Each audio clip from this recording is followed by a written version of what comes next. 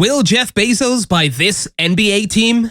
The Phoenix Suns owner, Robert Sarver, recently announced his intention to sell his stake in the Phoenix Suns and Phoenix Mercury in response to mounting pressure from league owners, fans, and players.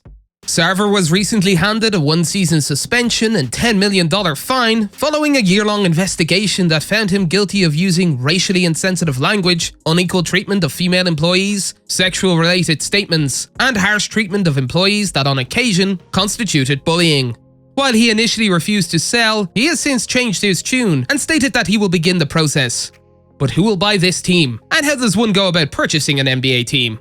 Traditionally, finding the right buyer and completing the sale is a time-consuming, expensive process that takes months. Recently, Shaquille O'Neal has expressed interest in collaborating with Amazon CEO Jeff Bezos to purchase one of his former basketball teams. In an interview with TMZ, the NBA legend discussed possibly purchasing the Phoenix Suns, a former team of his that will be on the market in part due to Robert Sarver's plans to sell following his one-year suspension after an independent investigation found the team's owner engaged in conduct that clearly violated common workplace standards.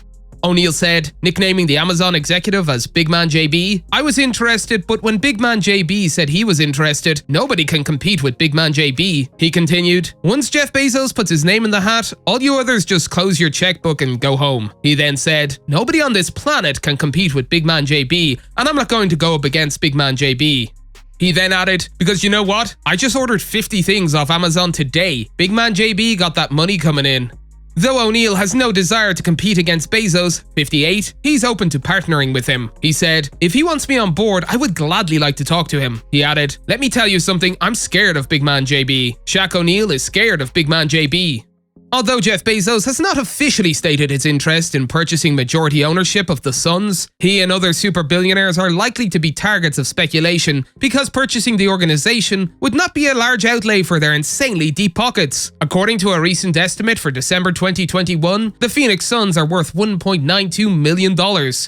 According to a new Forbes report, the team could be worth up to $2.5 billion. While Sarver only owns 35% of the franchise, his role as managing partner apparently gives him the authority to sell the entire team, which could be a huge plus for prospective buyers. The Phoenix Suns' recent success certainly helps their sales pitch. 5 of Sarver's first 6 seasons as an owner saw the team make the playoffs, including 3 appearances in the Western Conference Finals.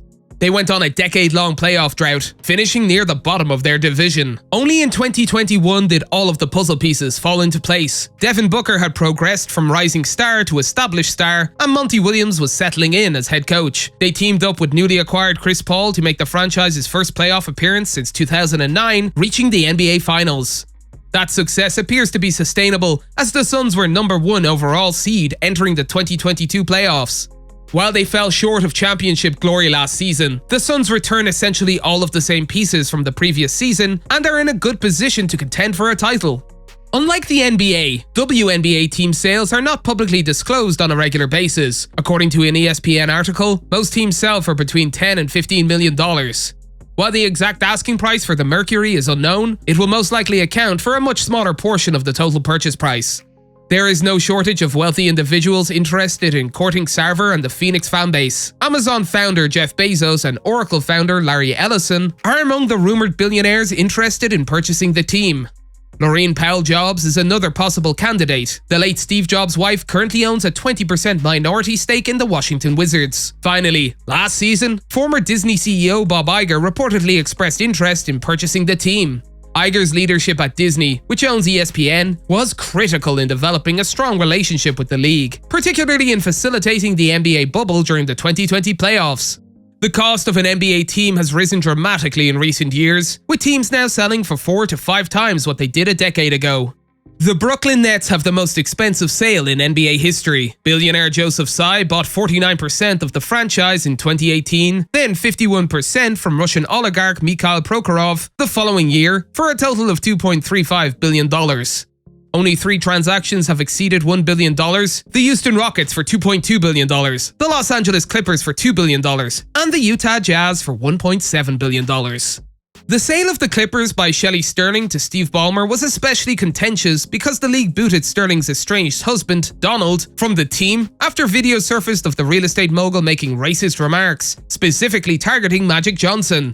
The decision, made in the first 2 months of NBA Commissioner Adam Silver's tenure, has become increasingly relevant as many fans quickly drew parallels between Sterling and Sarver's remarks and appeared perplexed by the NBA's lack of consistency. Most sales in the early 2000s were in the billions of dollars, including Sarver's 2004 purchase.